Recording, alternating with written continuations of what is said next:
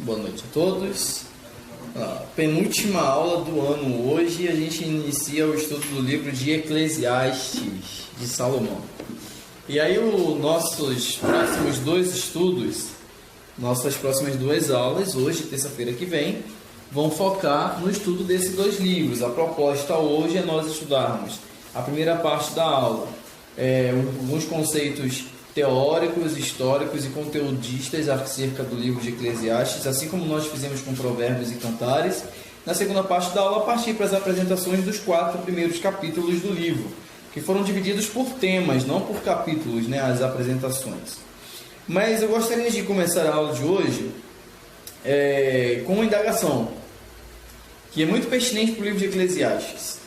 Vocês se consideram pessoas pessimistas ou pessoas otimistas? Como vocês se consideram? Otimista? Eu sou pessimista? Você me considera pessimista? Eu me considero realista. Realista. Até demais, né?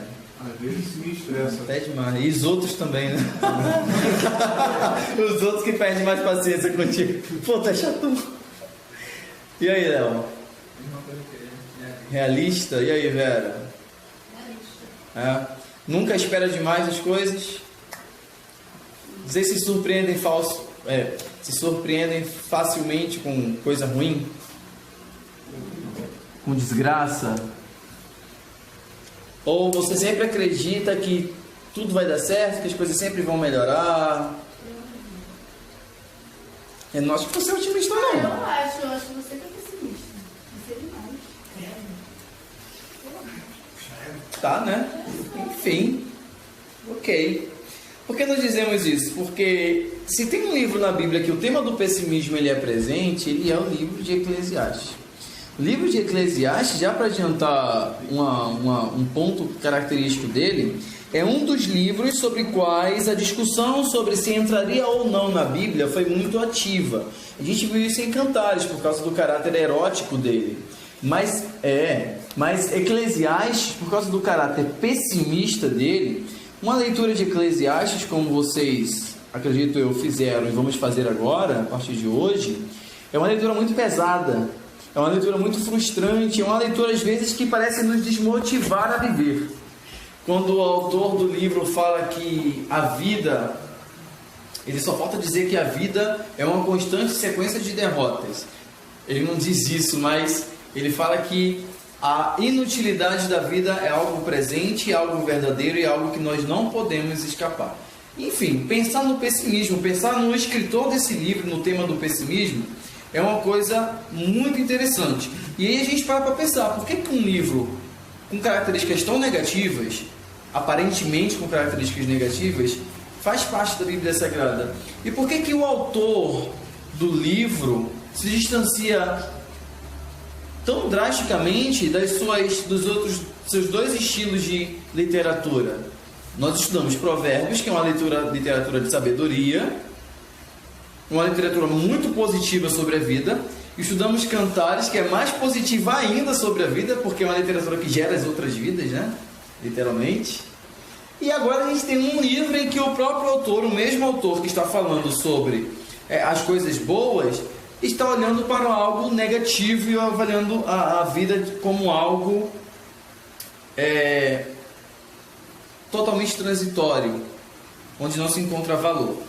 Mas, pois bem, para iniciar então essa discussão sobre o pessimismo, eu vou iniciar a aula de hoje no diferente. A gente vai começar com um vídeo falando sobre o livro de Eclesiastes, a figura de Salomão, e a questão do pessimismo no livro de Eclesiastes. E após, então, a gente faz aquela introdução acerca do livro, mais propriamente dita, dentro das discussões. Peço que vocês prestem atenção nos pontos de discussão que vão ser apresentados no vídeo, para que a gente possa também discutir essas características do livro depois.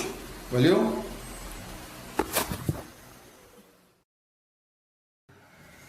Vamos lá. E aí, gente? Comentários? Não entendi nada. Não, que tem um cara falando quando você cantar, é difícil você não entender. Mas Ia se matar. Eu achei Eu interessante. só achei interessante a parte de você se matar.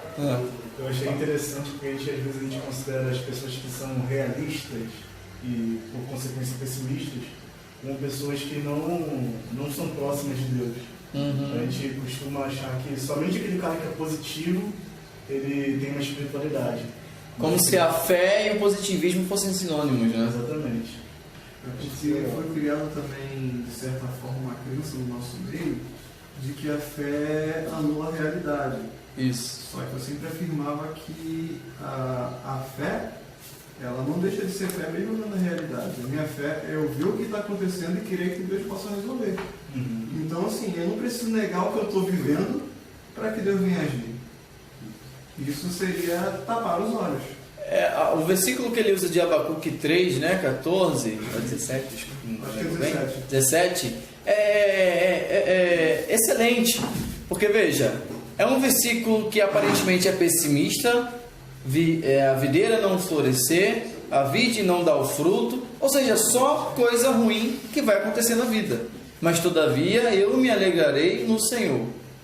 Ou seja, ele não coloca esperança em que as coisas boas vão acontecer, ele coloca esperança em Deus de que apesar de que as coisas ruins acontecem na vida, Deus ele é transcendente a todas essas coisas.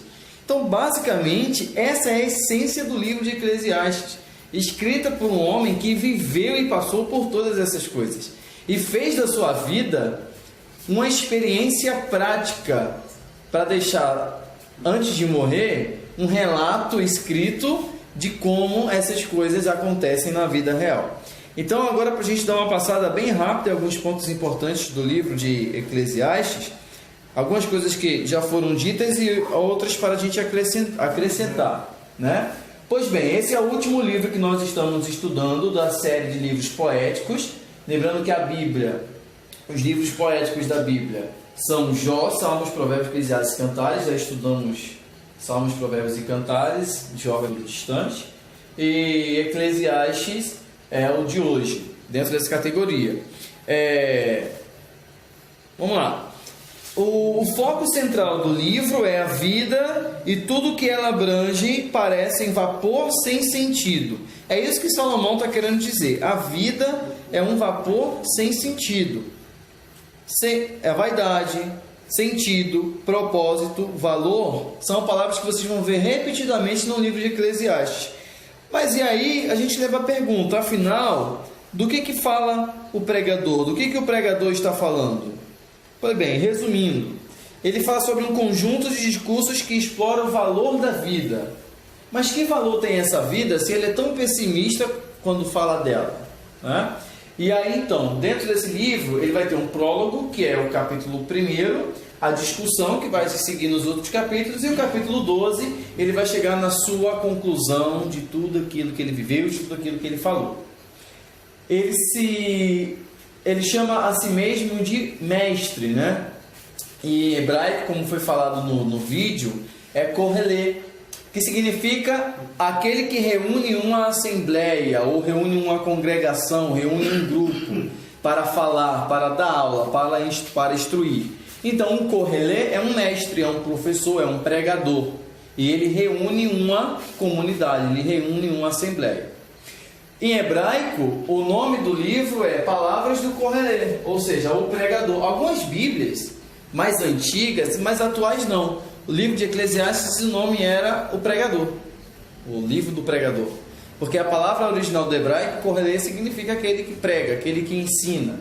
Mas aí quando a Bíblia foi traduzida para o grego, na Septuaginta, o título que foi dado ao livro foi Eclesia, que significa assembleia, ou seja, aquilo que é reunido pelo Korelê. É como se, vamos dar um título para esse encontro aqui. O título eu dou Rogério, mas aí depois vocês mudam o título para alunos, porque eu, Korelê, reúno a congregação, a assembleia e os alunos. Então, ou congregação, e é o mesmo termo, eclesia, que Jesus vai usar lá no Novo Testamento para se referir à igreja. Exatamente. Quando a gente pensa assim, em português, né, a tradução ficou Eclesiastes, ou seja, aquilo que pertence a uma eclesia, a uma assembleia, aquilo que tem a ver com a assembleia. Pelo título Eclesiastes, a gente acha que vai falar o quê? De coisas da igreja, né? Vai falar as instruções de Jesus sobre a igreja, como a igreja deve proceder. Porque igreja é eclésia, eclésia é Eclesiastes. Mas não. O autor, evidentemente, né, escrito por um rei de Israel que se intitula de filho de Davi, no versículo 1, né? E não há dúvida de que Salomão ele é o autor de Eclesiastes, né? Tendo reinado de 970 até 930 antes de Cristo. Há algumas questões acerca da compilação do livro. Qual é a diferença da autoria e a compilação? Por exemplo, eu posso ser o autor do livro, mas o meu livro pode ser compilado anos depois de eu morrer. Então a compilação do livro de Eclesiastes pode ter acontecido lá na época do exílio, lá na época dos Macabeus, domínio persa, mas a autoria dele não muda, ele continua sendo de Salomão, sabe? Não importa quantas cópias ele vai ser feito depois, a autoria original é de Salomão, e ele deixa isso muito claro no primeiro versículo, ó, fui eu que escrevi, eu.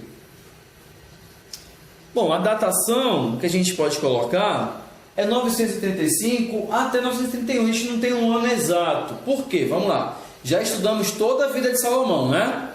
Qual foi o primeiro livro que Salomão escreveu? Cantares. É o livro da juventude dele, né? A gente nota isso pela linguagem, pelos elementos contidos no livro e pelos elementos que a gente tem em Primeira Reis sobre os primeiros casamentos de Salomão e o início do reinado dele. Posteriormente, quando ele foi estabelecido como rei, não que ele não tenha sido rei antes, mas com um reinado mais amadurecido, ele vai compor então os seus provérbios. E aí os mais de 3.000 provérbios, que a gente não tem todos, claro, provérbios é o livro da maturidade. Porém, nesse período dos provérbios, em que ele fala para a gente buscar o quê? Sabedoria, instrução, conhecimento. Essa questão que ele vai falando, busca conhecimento, busca sabedoria, é exatamente o que vai fazer ele levar ao Eclesiastes. O muito saber, o muito conhecimento vai gerar enfado, vai gerar desânimo. E ele vai pensar, ele vai refletir. O que eu ganhei em juntar tanto conhecimento? O que eu ganhei em juntar tantas mulheres e prazeres? Então, resumindo o livro de Eclesiastes, a busca por prazer, por mulheres e a busca por conhecimento excessivo leva a um pessimismo e a uma tristeza amarga. E é isso que ele vai falar no livro de Eclesiastes. E aí, o fato dele não ter visto as pessoas viverem isso, mas o próprio viveu, é o que vai fazer o livro ter essa característica tão pessoal e tão forte quando ele fala sobre suas experiências de vida. E aí ele vai usar os termos para mostrar que o vazio resulta de procurar ser feliz longe de quem? De Deus. Ele vai procurar a felicidade, o prazer, a satisfação em coisas que estão longe de Deus, apesar de toda a sabedoria, né? Mas isso vai gerar nele um ceticismo que vai tomar conta da vida de Salomão. E aí vocês imaginam Salomão com tudo aquilo acontecendo no final do reinado dele.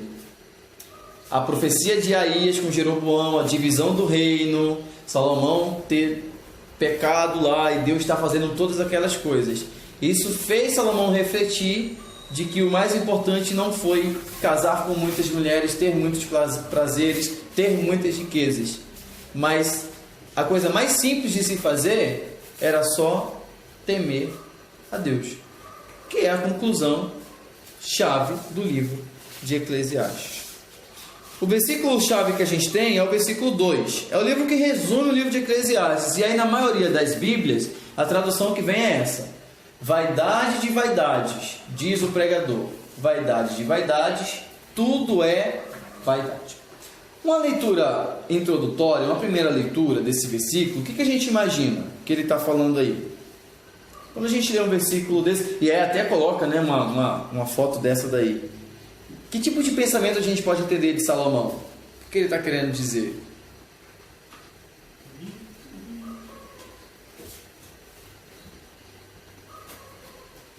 E houve meia hora de silêncio no céu.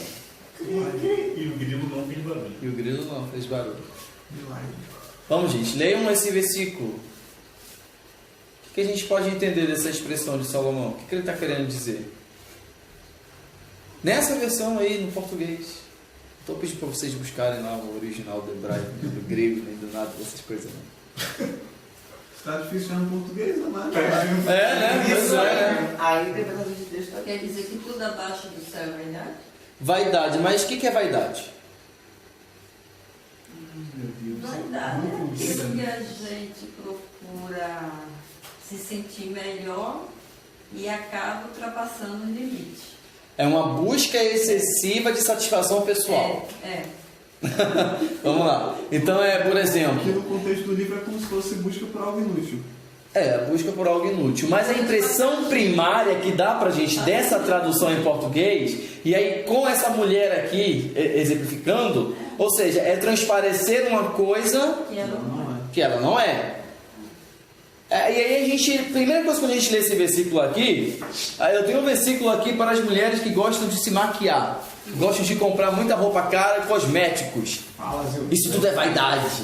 Está na Bíblia, é vaidade de vaidade, isso tudo é vaidade. Eu não estou dizendo que a vaidade ela é um pecado que leva à luxúria, que leva a um egocentrismo acentuado, que leva a uma decadência. Mas essa não é bem a intenção de Salomão quando ele está dizendo isso. Por quê? Porque vamos lá. A palavra em hebraico para vaidade é revel ou rebel. A letra B e V são parecidas no hebraico. E aí, o que significa essa palavra? Vapor, sopro. Se a gente fosse traduzir ao pé da letra o versículo lá de Salomão, ele estaria dizendo revel de revel. Tudo é revel. Vapor de vapores. Tudo é um vapor. O que é um vapor, gente? Pensem num vapor na mente de vocês. Como é que vocês caracterizam um vapor? É algo que? Aquele cara que espera a polícia subir na favela Não é isso. Caraca. Contemporânea, né? Na visão contemporânea de vapor. Não é isso. Algo que aparece... Mas vamos lá, esse cara costuma ser rápido, lento, Rápido. demais, né? Até pra Porque ele tem que alertar todo mundo, né? É. É como um vapor. O vapor é uma coisa muito rápida, não pode ser palpável. É uma coisa que passa, é um sopro. Não tem como a gente sentir, quase nem sentir. Tudo é revel. Essa palavra, ela ocorre 78 vezes no Antigo Testamento. Das 78 vezes, 75 é usado em figura metafórica. Ou seja, não está falando de vapor mesmo, de sopro. Não está falando disso. Está usando uma metáfora para se referir a outra coisa.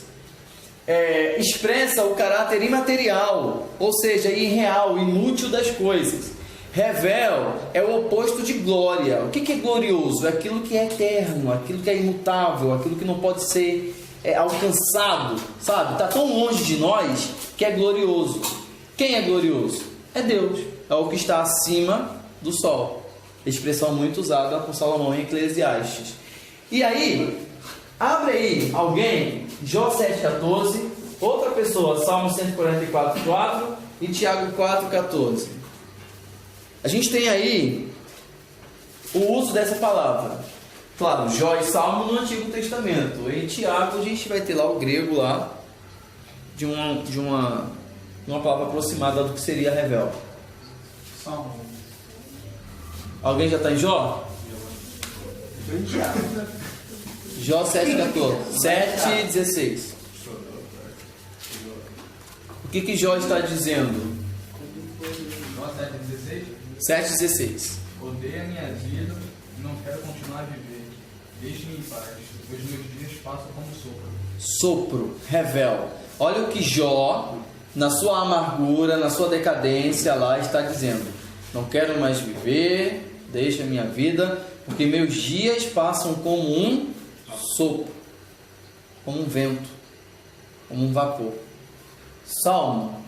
O ser humano é como um sopro. Os seus dias são como sombra que passa. O ser humano é como um sopro, é como uma sombra que rapidamente passa. Mais próximo de nós, Tiago 4,14. Como sabe o que será da sua vida amanhã?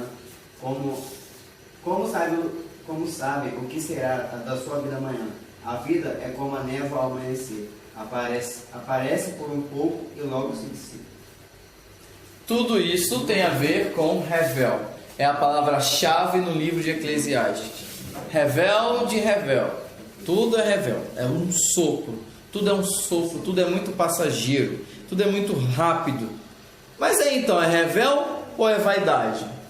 O que se entende por vaidade em Eclesiastes é não no sentido de ter uma opinião excessivamente elevada de si mesmo, o que a Betânia falou, né, sobre a vaidade, mas no sentido de considerar a vida fútil, sem propósito e significado. E por que na nossa Bíblia, ao invés de sopro, de vento, que seria mais entendido, está vaidade? Isso se dá por quê? Na Septuaginta, a gente viu que revel foi traduzido por mataios. Olha só, revel hebraico, mataios grego. A tradução da Bíblia do hebraico para o grego. Mataios quer dizer vazio, futilidade, ou seja, muito próximo de revel.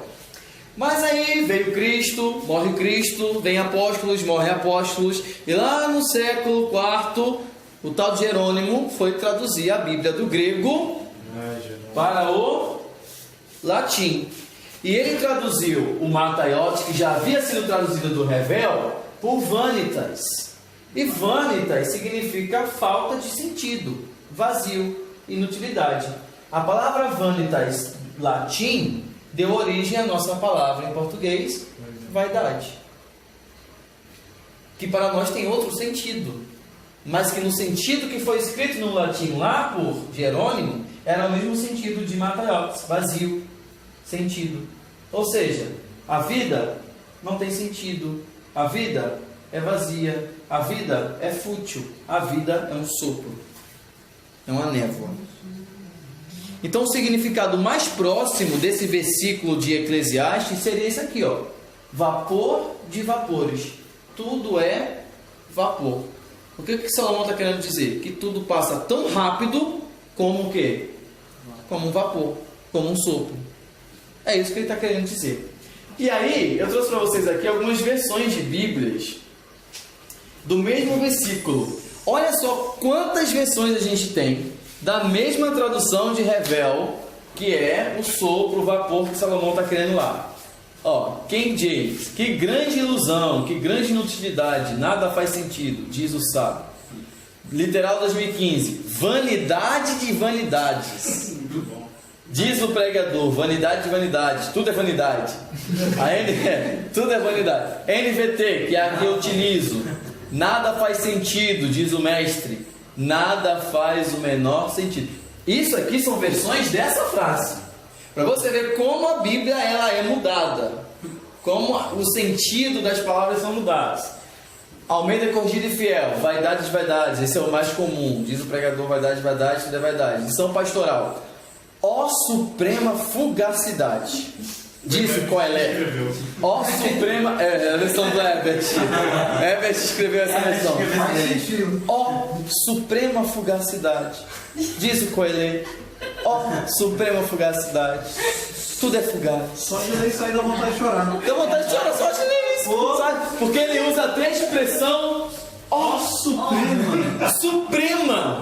fugacidade. Pensa que ele está até orando com a Deus. Tá orando, né? Ó suprema fugacidade. Diz o Coelho. Então, continuando. Bíblia livre: coisas inúteis e mais inúteis, diz o pregador. Coisas inúteis e mais inúteis. Tudo é inútil. BJP: vaidade de vaidades. Believe: coisas inúteis e mais inúteis. BPT: o sábio Coelho diz: ilusão, pura ilusão, tudo é ilusão. Pois bem, várias versões para expressar a mesma coisa, que tudo é vapor de vapores, tudo é vapor. Então, quando você lê na sua Bíblia, seja ela King James, NVT, ou a do Herbert, ou a qualquer outra aí, você tem que entender que o que Salomão está querendo dizer é que tudo é tão rápido e tão passageiro que nem faz sentido a existência. Por que as coisas existem? Por que as coisas são, se tudo passa tão rápido? E por tudo ser vaidade, tudo ser como um vapor, viver sem o temor de Deus leva a gente a situações, como por exemplo, essas situações estão dentro do livro de Eclesiastes, e ele vai dizer o seguinte, veja, a aprendizagem sem Deus vai levar ao cinismo, a grandeza sem Deus leva à tristeza, o prazer sem Deus, o desapontamento, o trabalho sem Deus, o ódio pela vida. Por quê? Eu só trabalho essa desgraça, nunca aproveito de nada. Do que adianta trabalhar se não tem o prazer da vida? Ódio pela vida. Filosofia sem Deus é um vazio. Eternidade sem Deus, falta de realização. Vida sem Deus, depressão. Religião sem Deus, medo. Riqueza sem Deus, tribulação. Existência sem Deus, frustração. Porque do que vale existir sem Deus? Sabedoria sem Deus, desespero. O que eu vou fazer com tanta sabedoria, com tanto conhecimento? Mas em compensação, o temor a Deus leva o indivíduo a uma realização pessoal. Nesse momento o irmãozinho gritou: sabia que depressão era falta de Deus? Olha lá. Pode ser ridículo. Por quê? Pois é. Então, veja que todos esses males estão listados no livro de Eclesiastes, e tudo isso tem a ver com a questão da vaidade, que é a questão da transitoriedade da vida. Pois bem, tendo visto isso, essas questões introdutórias do livro, agora a gente vai ter a mente mais esclarecida para a nossa leitura. Olha os olhos de Eclesiastes. Então vamos lá, eu vou começar com o capítulo 1 que ficou comigo, que já foi bem introduzido aqui, né? Versículo 1, ele vai dizer, né? Estas são as palavras do mestre, filho de Davi, que reinou em Jerusalém.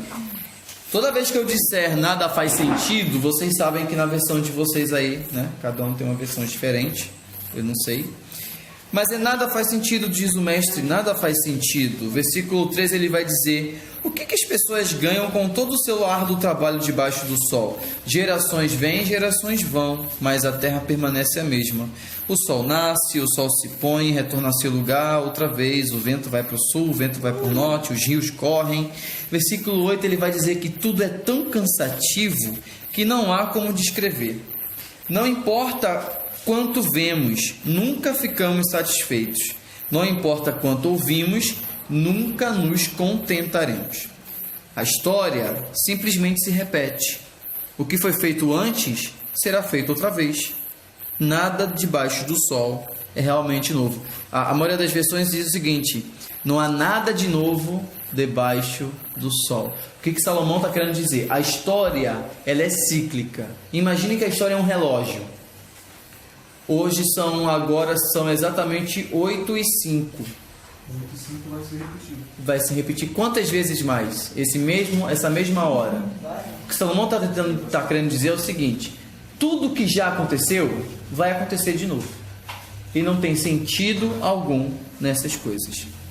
De vez em quando, versículo 10, alguém fala: isso é novidade. O fato, porém, é que nada é novo realmente. Não nos lembramos do que aconteceu no passado, e as gerações futuras tampouco se lembrarão do que fazemos hoje. Ou seja, dentro da história, do estudo de história, existe uma frase muito comum, que é o seguinte: por que nós estudamos história?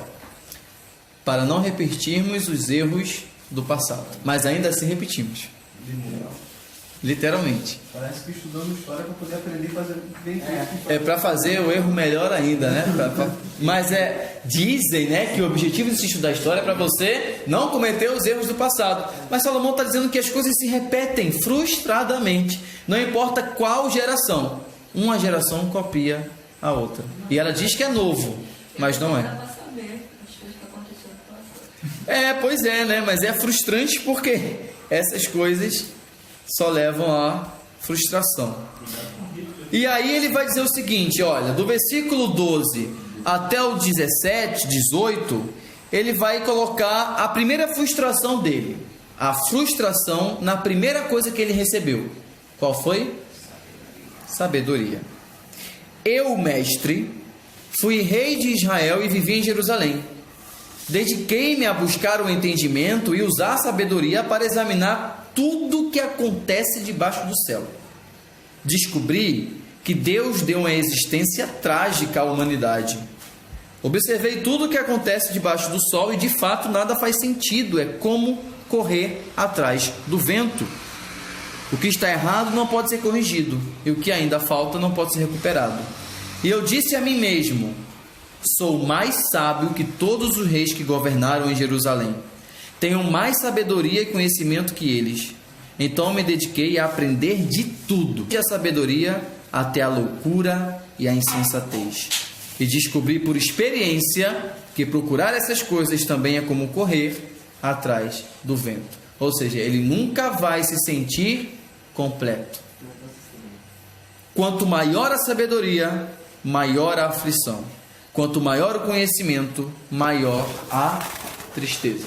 O que ele está concluindo sobre a sabedoria é que a busca por entendimento, sabedoria e informação sem Deus é algo totalmente frustrante. Vocês já conheceram o tipo de pessoas que querem saber de tudo e gostam de saber de tudo o tempo todo? Como essas pessoas são irritantes? E que ela vai chegar ao final da vida dela sem ter cumprido o maior propósito da vida dela. Saber de tudo.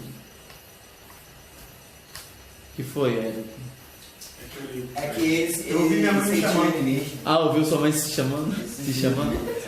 Pois é. É isso que ele está querendo dizer. Então ele já coloca no primeiro capítulo pra gente que tudo é um vapor. Tudo passa muito rápido.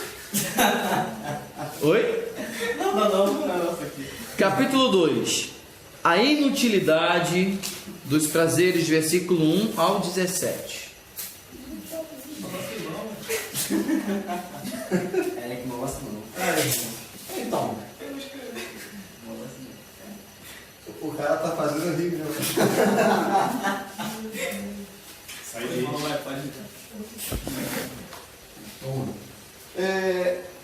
Eu fiz uma pequena anotação, né?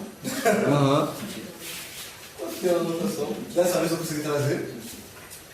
E uma das coisas que eu logo notei é que Salomão ele começa o capítulo 2. Rafael, coopera também, né? Eu bato não. Se encorajando a buscar felicidade.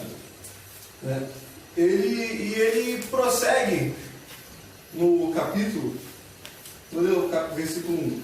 Eu disse a mim mesmo: vamos e prove a alegria, procure ser feliz. Mas também isso era vaidade. No versículo 2, concluí que o riso é tolice e que a alegria não serve para nada. Resolvi no meu coração me entregar ao vinho sem deixar de me guiar pela sabedoria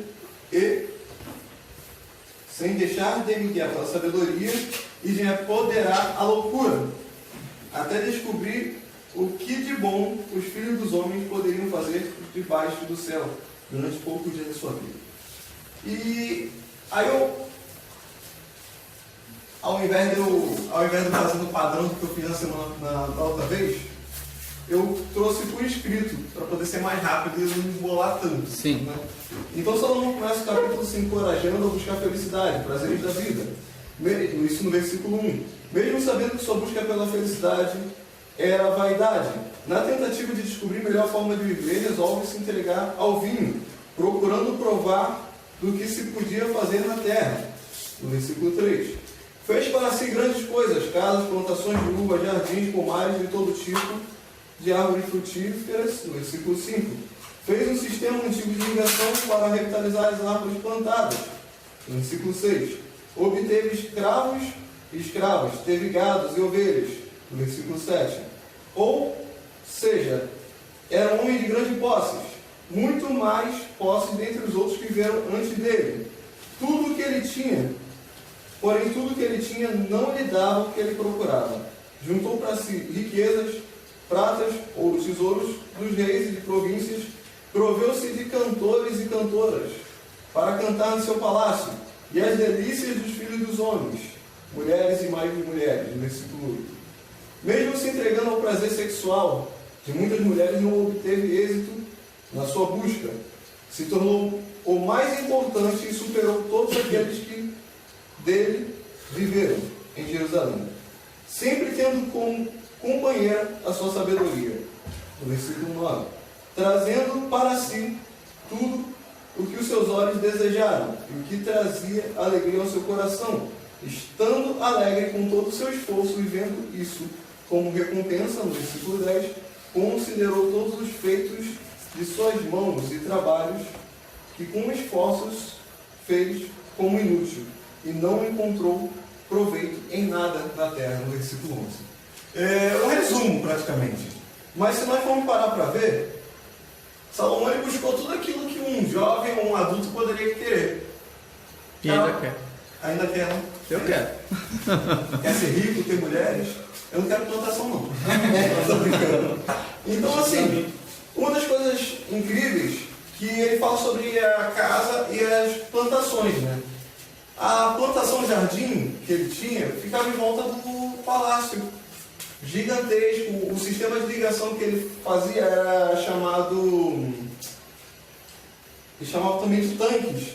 Ele fazia aquedutos que passavam perto das árvores para manter aquela área bem úmida para poder reverdecer, revigorar as árvores, manter a vida dela melhor, sem pensar que ela ficar jogando água igual o povo joga hoje em dia.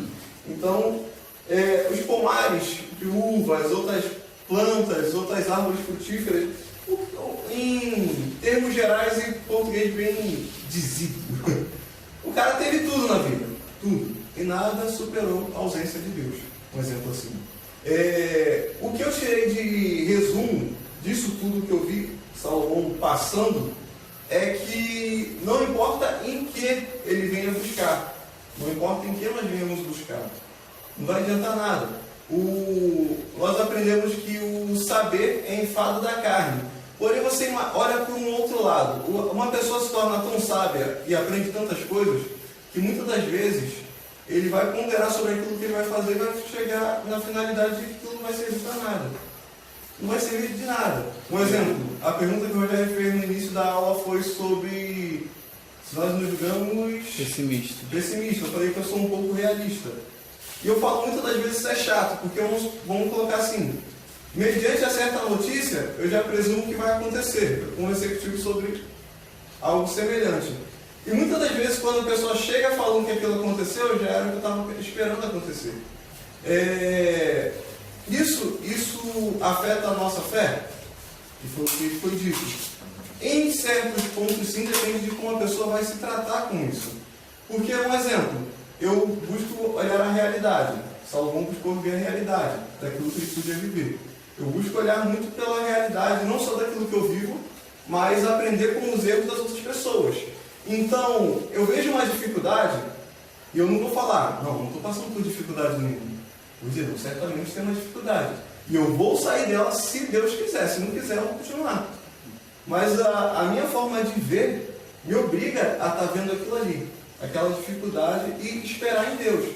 Então, Salomão, ele esperou naquilo que ele podia obter, nos esforços de suas mãos, na riqueza, nas mulheres, no entretenimento, que eram os cantores ali para eles, entre outras várias coisas, mas ele não conseguiu preencher aquele vazio que ele coloca, que Deus colocou no nosso coração, um desejo de eternidade.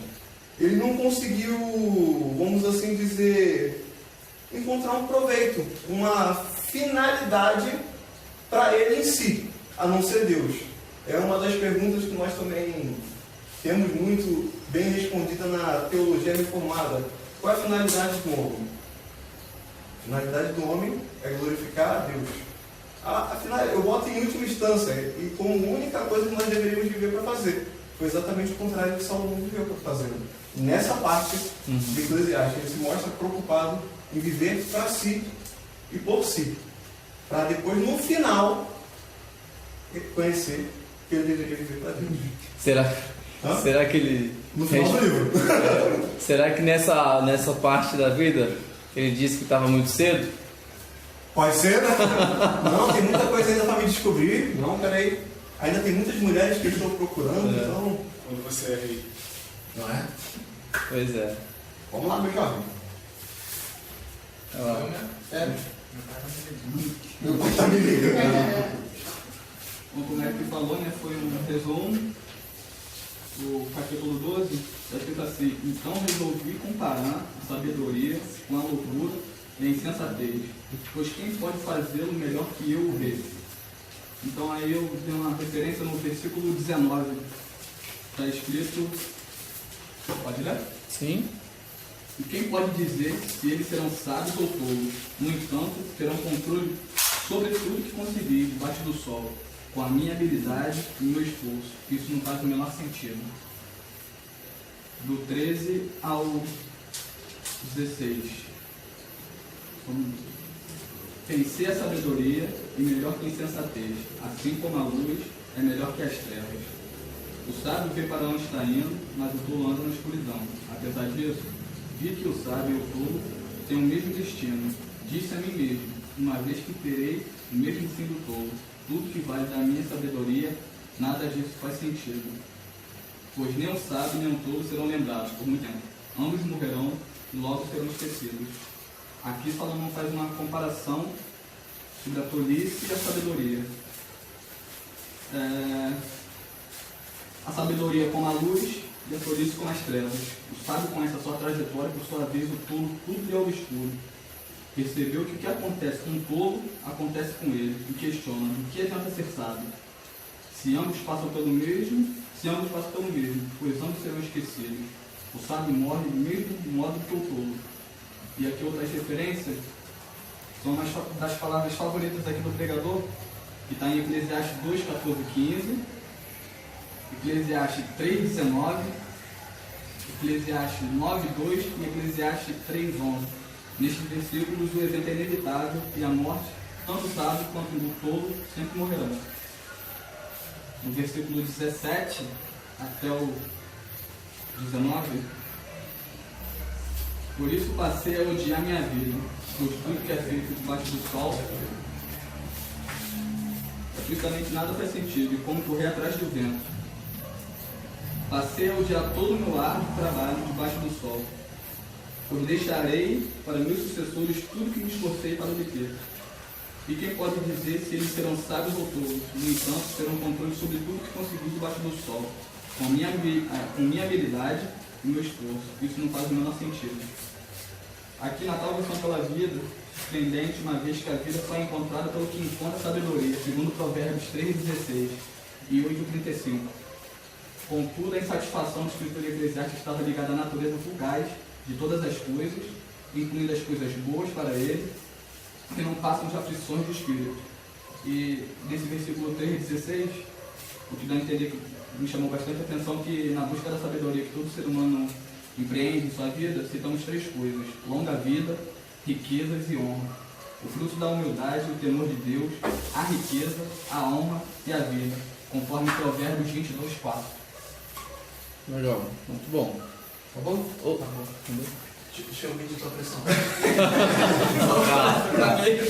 Para uma primeira vez foi muito bom, excelente. Ou seja, ele passa a refletir o seguinte: do que vale toda a minha sabedoria eu sendo sábio, se no final vou ter a mesma morte do tolo? E depois quem vai ser lembrado? Eu ou ele? Ninguém. Gerações vão passar, vão esquecer de mim, que fiz todas essas coisas, e vão esquecer dele, que não fez nada. Incluindo lá do outro também que eu esqueci, no Salmos 49, 10. O que da diz? pregação do pastor de domingo. Ah, sim. É verdade. Pode ler com a gente? Aqui, os sábios no fim morrerão como os tolos, e os ignorantes que deixam toda a sua riqueza para trás. Olha aí, exatamente. O sábio e o tolo no final tem o mesmo destino. E aí inclui o rico. É Salmo 49? 49, 10. Ótimo.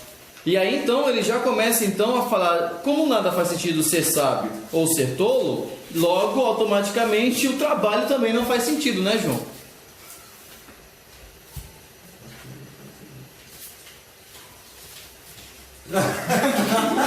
Ué, do nada vai acabar de falar? Assim. Rapaz, eu esqueci.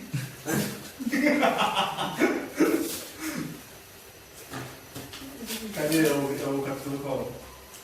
Versículo 18 ao 26. 18 a 26. Ah, resto todo mundo. Tá, vamos ler e vamos trabalhar na aula. Agora vai ser bom. A inutilidade do trabalho. Passei a odiar todo o trabalho, o meu árduo trabalho debaixo do sol, pois deixarei para os meus sucessores tudo que me esforcei para obter. O que pode dizer se eles serão sábios ou tolos? No entanto, terão controle sobre tudo que conseguir debaixo do sol, com minha habilidade, meu esforço. Isso não faz o menor sentido. Como já foi dito, ele está falando aqui que, por mais que ele se esforce e se dedique em trabalhar e conquistar coisas, ele vai morrer e vai deixar isso para outras pessoas que ele não sabe se essas pessoas foram pessoas sábias ou tolas, ou seja, se foram pessoas que se dedicaram em suas vidas ou se foram pessoas que estavam nem aí para as coisas e viveram sua vida absolutamente. Então, por mais que um homem trabalhe e se dedique, as coisas vão ficar com outras pessoas. Parece que Salomão estava sendo meio profeta aí, né? Vamos lembrar da nossa última aula. Quem ficou no lugar de Salomão? O filho dele. E como é que o filho dele procedeu? Ele recusou o conselho do sábio, foi buscar conselho dos jovens, não havia sabedoria nenhuma. E o que aconteceu com o reino? Tudo aquilo que Salomão havia conquistado Foi-se embora. foi-se embora. Viu? Deixa eu dar um tolo. Exatamente. Deixou com o tolo. Aí, versículo 20. Assim, cheguei a me desesperar e questionei o valor de todo o meu árduo trabalho debaixo do sol. 21. Algumas pessoas trabalham com sabedoria, conhecimento e habilidade, mas terão de deixar o resultado do seu trabalho para alguém que não se esforçou. Isso também não faz sentido. É uma grande tragédia. O que as pessoas ganham com tanto esforço e ansiedade debaixo do sol? Seus dias de trabalho são cheios de dor e tristeza. E nem mesmo à noite sua mente descansa. Nada faz sentido. Por isso, concluí que a melhor coisa a fazer é desfrutar a comida e a bebida e encontrar satisfação no trabalho. Percebi então que esses prazeres vêm da mão de Deus. Então, o Salomão, diante de ver esse enfado do trabalho, ele procurou uma solução, uma forma de ver isso da melhor forma possível. E a solução que ele encontrou é desfrutar daquilo que o trabalho poderia proporcionar a ele. Ou seja, a comida e a bebida.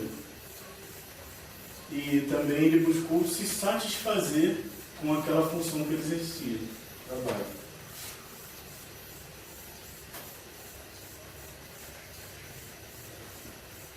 Ensino.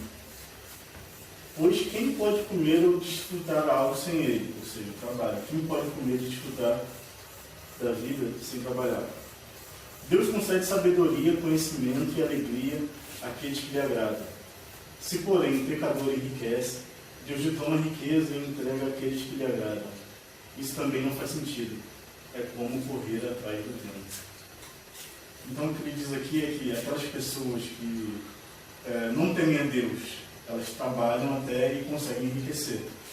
Mas Deus pega aquilo que elas conseguiram e entrega a outras pessoas que agradam a Ele. E a gente não vê muito sentido em uma vida assim, uma vida fútil.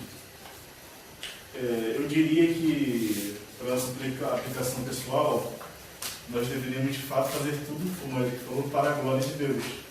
Então, se nós trabalharmos como se estivéssemos fazendo para o Senhor, nós encontraremos satisfação nisso. E também nós devemos desfrutar daquilo que o nosso trabalho nos proporciona. E é isso que eu falo aos irmãos. Eu peço perdão por não ter trazido algo mais elaborado, que eu esqueci de falar. Irmão, mais elaborado que isso, só as institutas. Só Tuas institutas, João. Deixa. De tua calvície. João Paulo. Olha só, eu queria fazer um paralelo com 2 Tessalonicenses 3,10. Você pode ler, João? 2 Tessalonicenses 3,10. Porque o que Salomão está dizendo aqui, ó, a melhor coisa do trabalho é você desfrutar a vida, a comida e a bebida que vem do seu trabalho, honestamente, de você trabalhar. Por quê? Não dá para comer nem beber sem trabalhar.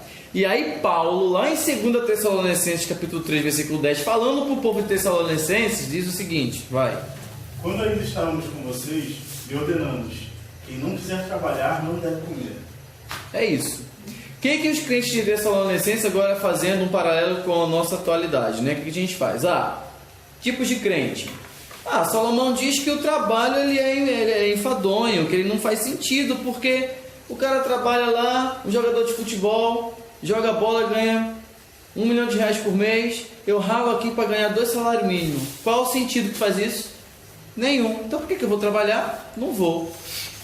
Esse tipo de pensamento. O outro tipo de pensamento que acontecia na igreja de Tessalônica, Paulo falou sobre a volta de Cristo e que ela é eminente.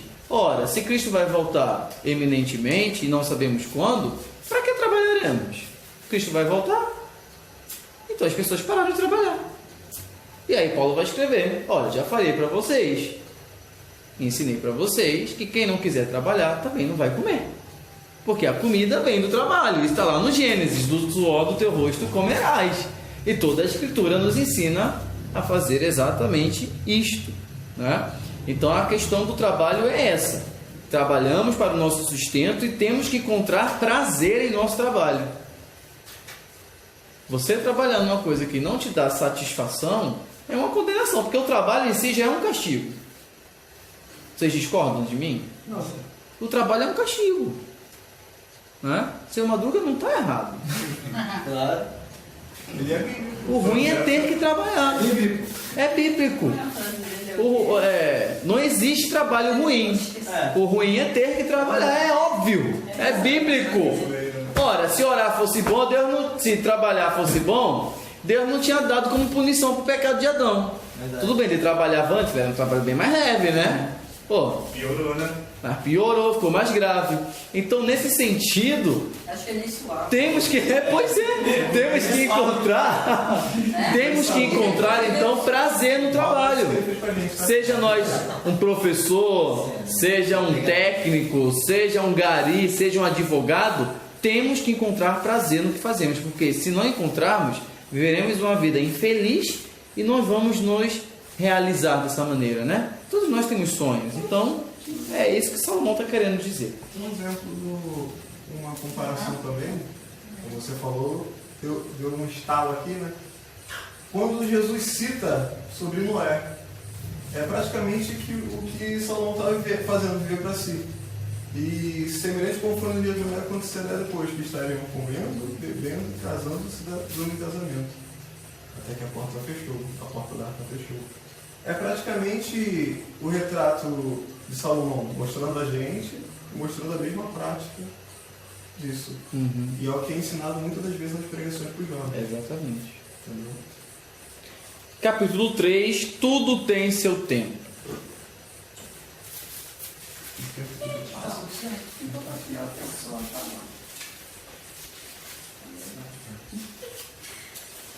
Você me desculpe aqui na linguagem, que eu não sou muito boa de ler, não, tá? Achei que você estava falando da linguagem da Bíblia, que é a NTLH da Rayane, né? Ainda peguei essa de Rayane aqui. Desculpa, não. Lá em Atos fala que a língua tocou no povo. Vamos lá. Entendeu? Então, o capítulo 3 fala sobre tempo para tudo, né? Primeiro diz assim: tudo neste mundo tem o seu tempo. Cada coisa tem a sua ocasião. Há tempo de nascer e há tempo de morrer. Há tempo de plantar e há tempo de arrancar. Tempo de matar e tempo de curar. Tempo de derrubar e tempo de construir. Há tempo de ficar triste e tempo de se alegrar. Tempo de chorar e tempo de dançar. Tempo de espalhar pedras e tempo de ajuntá-las. Tempo de abraçar e tempo de afastar. Há tempo de procurar e tempo de perder. Tempo de economizar e tempo de desperdiçar. tempo de rasgar e tempo de remendar, tempo de ficar calado e tempo de falar. Né? Há tempo de amar e tempo de odiar, tempo de guerra e tempo de paz. Né? Quer dizer que neste mundo tem tempo para tudo. Né? Às vezes a gente fala que não tem tempo de fazer as coisas, mas se a gente se examinar bem, tem tempo sim. Né? A gente tira um minutinho para uma coisa, um segundinho para outra, né? E tudo tem tempo para fazer as coisas. Só não tem vontade. Só não ter vontade. Né? E determinação, né? Tem que ter vontade e determinação para querer fazer as coisas. Principalmente para orar, né, gente? É a questão chave, né? Principalmente para orar. É a Pensando nisso aí quando Ora ela antes de dormir. É a Principalmente questão. para orar. Né? Exatamente. Porque assim, a gente passa o dia todo assim, a dona de casa acordo de manhã, aí eu vou direto para a cozinha, o que eu vou fazer? Vou lá, tiro a carne do filho, ela para cima da filha. Aí eu vou direto pro banheiro, do cesto de roupa. Pega a roupa antes do café. Eu já vou para a máquina e coloco, porque eu não gosto de tomar café e sair nas pressas fazer as coisas. Aí eu já deixo já uma coisa já encaminhada, para depois fazer minha refeição. Né? Então isso vai o dia todo, né? O tempo da gente. Né? E às vezes quando chega a noite a gente vai dormir. Ai, que roupa aí, Jesus, muito obrigada. Jesus, muito obrigado por esse trabalho enfadonho e miserável que eu faço todo dia. Desmaia. Aí E às desmaia. vezes a gente nem dobra o nosso joelho, né? Eu, por exemplo, tomo isso, por exemplo, por mim mesmo. Eu deixo lá e fico com o pensamento ligado assim, Jesus, eu te agradeço, pelo meu filho está todo mundo ligado, pelo dia de trabalho do meu esposo. Pai, te agradeço por essa noite maravilhosa, me concede agora a noite de paz. E um bom descanso para a média, aquele versículo também. Em paz me deitarei e dormirei. Ainda leu o salmo ainda.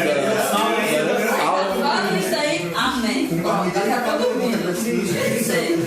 A gente tem que abrir um tempinho da gente dobrar nosso joelho e tal, e agradecer a Deus por tudo, né? Porque Ele está ali com as suas mãos estendidas, nos abençoando em todos os momentos. É verdade. Mas não faz isso. A gente avança logo. E continuando aqui o 9. Eu acho que já é como se fosse uma conclusão assim, explicando, né? Me ajuda aí, Rogério. O que é que a pessoa ganha com todo o seu trabalho? Né? O que é que a pessoa ganha com todo o seu trabalho?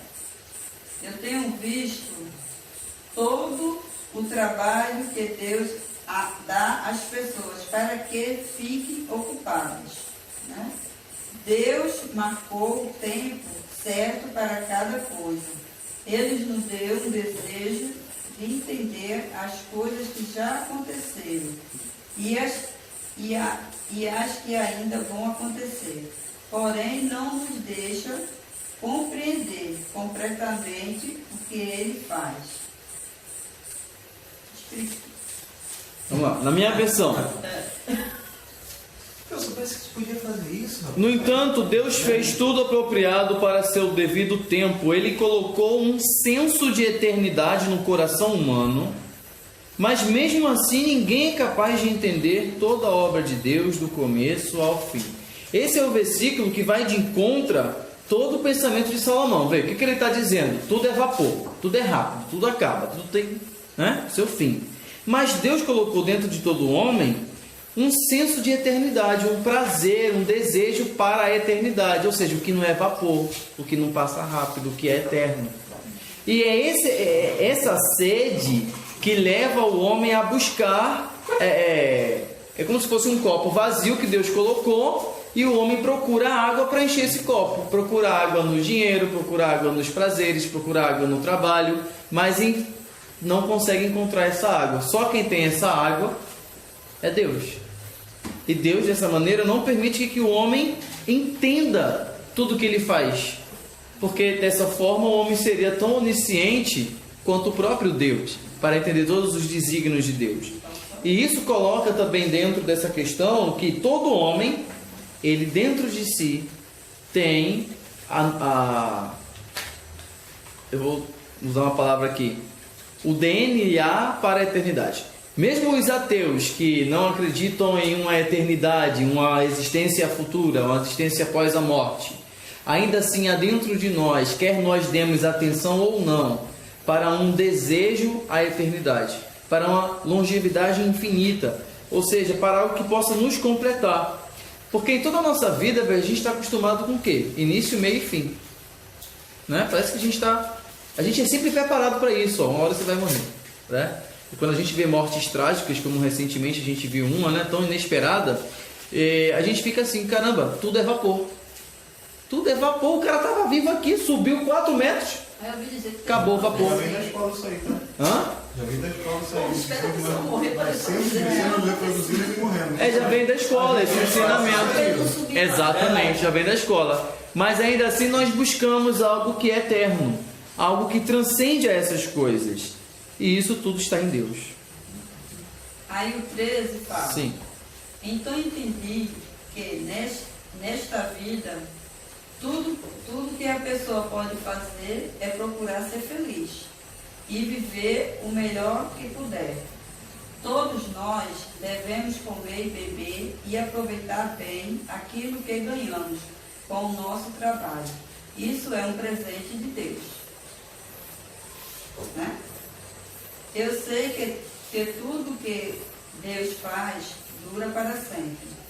Não podemos acrescentar nada, nem tirar nada. É uma coisa que Deus faz e leva as pessoas a temer. Tudo que acontece, o que pode acontecer, já aconteceu antes.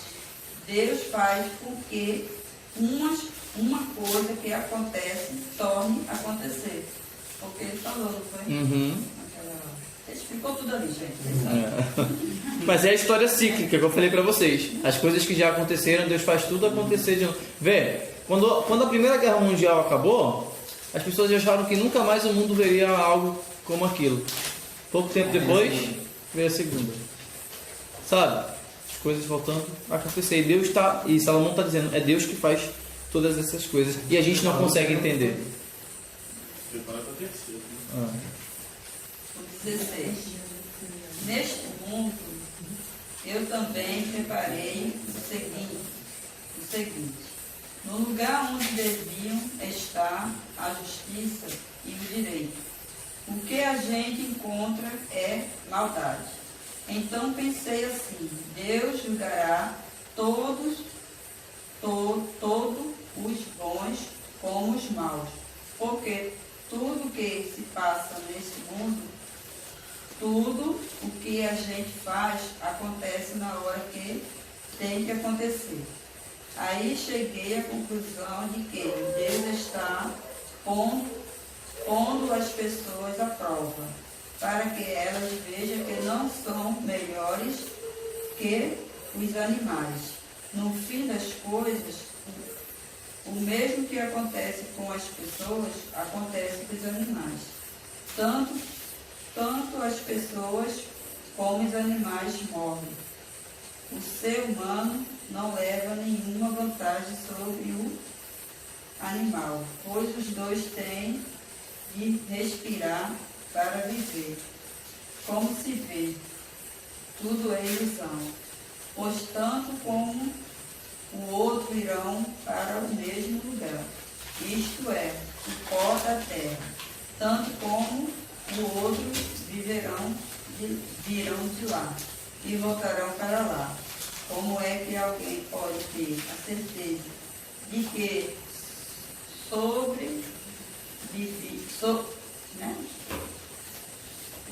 Como é que alguém pode ter a certeza de que o sopro de vida do ser humano vai para cima, que o sopro de vida do animal desce para a terra? Assim eu compreendi que não há nada melhor do que a gente ter prazer no trabalho. Esta é a nossa recompensa, pois como é que podemos saber que o que vai acontecer depois da nossa morte? Aí você comenta. Na próxima eu vou fazer isso também. Não vale, vocês não me deram a luz. Falou também, isso aqui também é ali. Aham. O vídeo ele falou cara isso aqui, do vídeo falou isso também. falou até o que eu ia falar. Pô, já dei uma adiantada pra vocês. Já deu adiantada, ainda bem que vocês prestaram atenção. Então só vou dizer uma coisa, eu concordo com tudo que ele falou. Concordo plenamente. E ele ajudou ela. Ajudou. Isso significa que eu prestei atenção e lembrei tudo que ele falou. Exatamente, muito bem. Então olha só, esses últimos versículos, 16 ao 22, ele fala sobre algumas injustiças que acontecem na vida. Primeiro ele fala sobre a corrupção, né? Ele fala que os tribunais que deveriam ser lugares de justiça, na verdade não são. Eu pensei em Brasília nesse Eu pensei no STF. Também. Também, esses tribunais aí. E depois ele fala que isso nos mostra, esse declínio mostra claramente de que não somos melhores do que os próprios animais. Todos nós respiramos e paramos de respirar. Nascemos e morremos. E quem pode garantir que o espírito do homem sobe e o espírito do animal desce? Você vê? Para falar? Né? Então é o que ele está dizendo aqui. Ninguém pode nos garantir nada acerca disso. Mas eu gostaria de voltar lá para o versículo 7 para falar uma coisa. Só um detalhe. O versículo 7 fala que há tempo de rasgar e tempo de remendar. O quê? Cozer? Cozer. Tem você também. Vocês sabem o que significa isso? Costurar, remendar, enfim. O sentido aqui é do hebraico. Veja, tempo de rasgar. Lembra alguém rasgando a roupa? O que significa? Exato. Tempo de luto e tempo de restauração do luto. Ou seja, há tempo para tudo. No sentido de que, quando ele está falando que há tempo de matar e de curar, de derrubar, de construir, de chorar e de rir, o versículo 7, a tradução mais apropriada seria tempo de luto, que é quando a pessoa ficava de luto, não se rasgava a roupa, e tempo de remendar. Ele não jogava a roupa fora, depois ele costurava a roupa novamente. Simbolizava o quê? Que a pessoa estava reestruturada, estava recomposta daquela situação. Então vamos lá, no capítulo 4 seria da Rayane, mas ela não chegou ainda, né, com o Ebert, então vamos lá.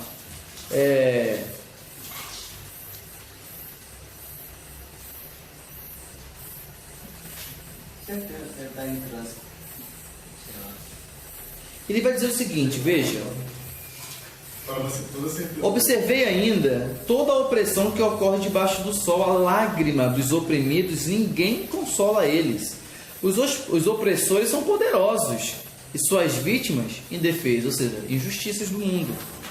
Concluí, portanto, veja só, que os mortos são mais felizes que os vivos. E mais felizes que os mortos são aqueles que nem nasceram ainda. Por quê? Porque nem chegaram a ver a opressão que acontece nessa terra. Então veja, é tão grande a tristeza, tão grande a opressão, que Salomão está falando. É melhor morrer do que estar vivo nesse mundo de injustiça.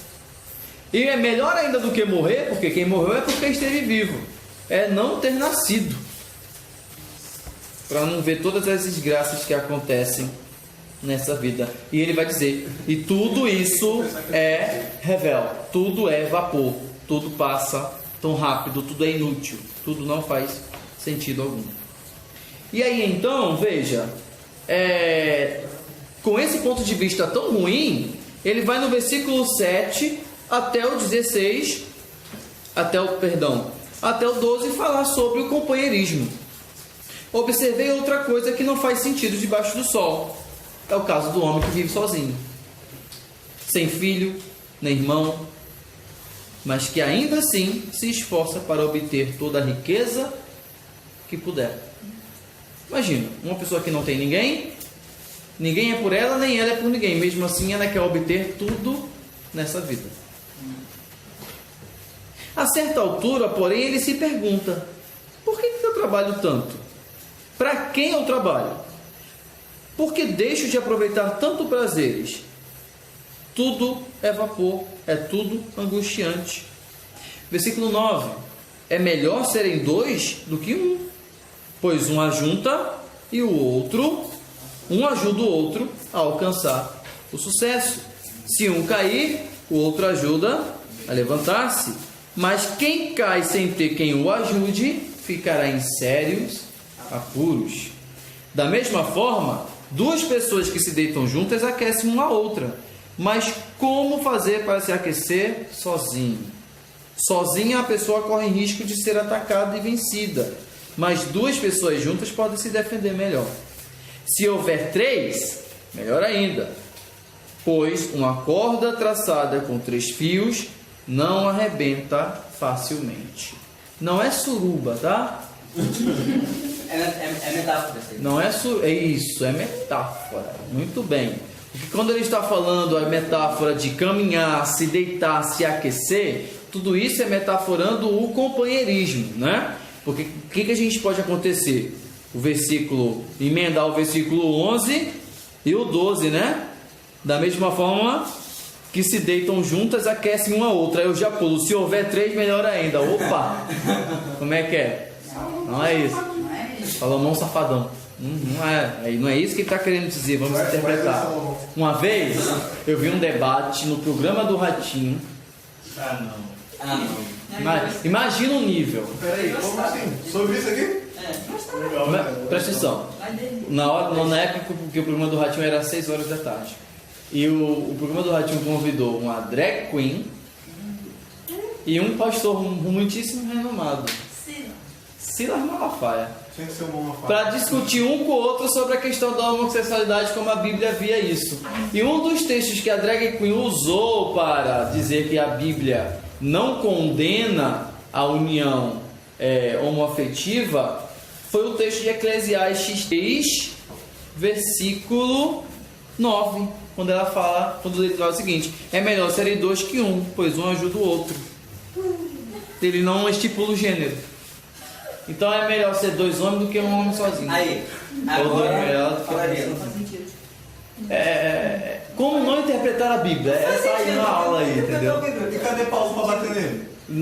Faltou uma bofetada aí, né? Faltou uma bofetada de Paulo aí, né? Ela não estipula gênero, porque a Bíblia já presume que está falando para homens e mulheres. Pois é, e aqui não tem nem esse sentido de matrimônio. Aqui é companheirismo, seja matrimonial, seja paterno, materno, seja amizade. Aqui a ideia é companheirismo. Não importa se é 2 amigos, 2 amigas, um amigo e uma amiga. A ideia é melhor andar acompanhado do que andar só. Não é bem a primeira ideia que Salomão tem aqui, não é de um casamento. Pode ser usado? Pode, mas não é a ideia inicial de Salomão. E aí então no versículo 13 até o 16 ele vai falar sobre poder político. Veja, é melhor ser um jovem pobre e sábio do que um rei velho e tolo que não aceita conselhos. Pode acontecer de um jovem sair da pobreza e ser bem sucedido e até tornar-se rei, mesmo que tenha estado na prisão. Em pouco tempo, porém, todos correm para o lado do outro jovem que o sucede. O que ele está dizendo?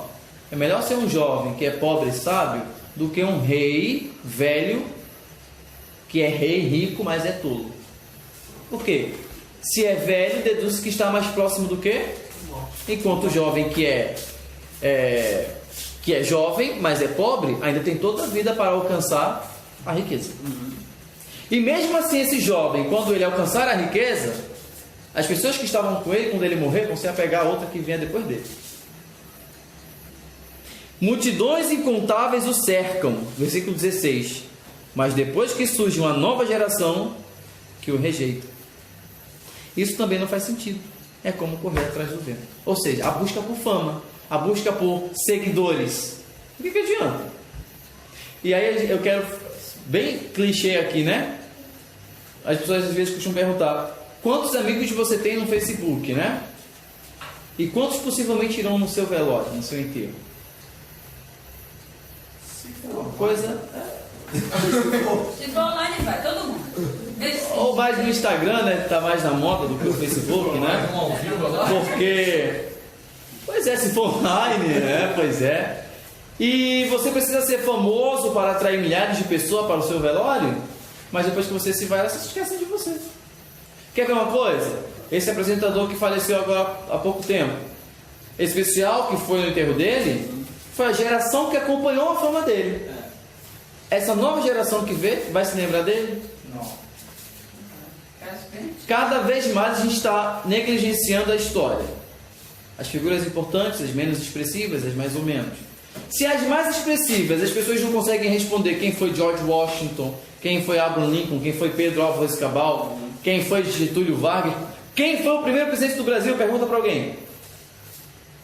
Do que adiantou Marechal Deodoro da Fonseca proclamar a República se grande parte dos brasileiros nem sabe quem ele foi? E nem sabe o que é república. E nem sabe nem o que é república para começar, né? E aí? É isso que o Salomão está falando. Nada faz sentido. Tudo isso é vapor. Mas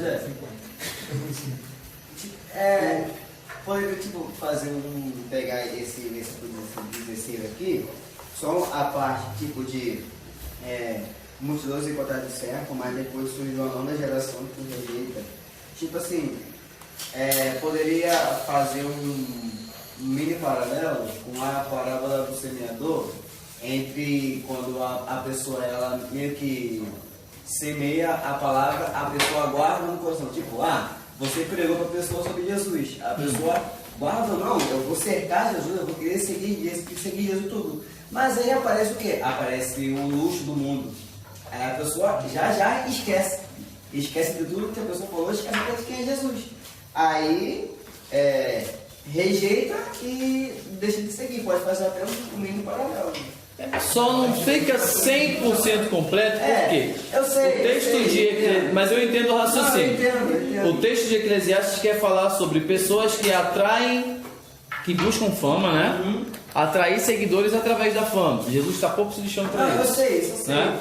E até ele falou, né? Quem comigo não ajunta, espalha. Então, é melhor Jesus com 12 do que uma multidão de Judas, né? Jesus escolhendo 12 foi traído por um, imagina escolhendo Jesus. Né? Então vamos lá. Então é isso. A aula de hoje nós vamos parar no capítulo 4.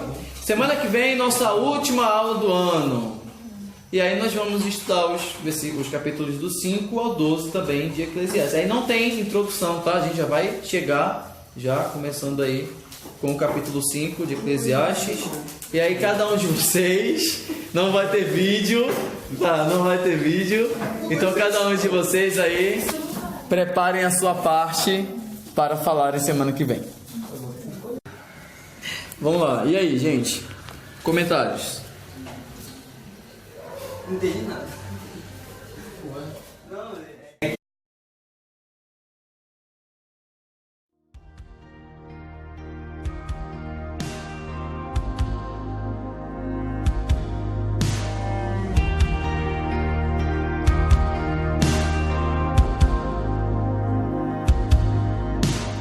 Everything is temporary, God, you're never ending. Though it seems you sometimes hide, you rise in perfect time. Bread of heaven, living water, God of our salvation. Like a shepherd, you will lead us to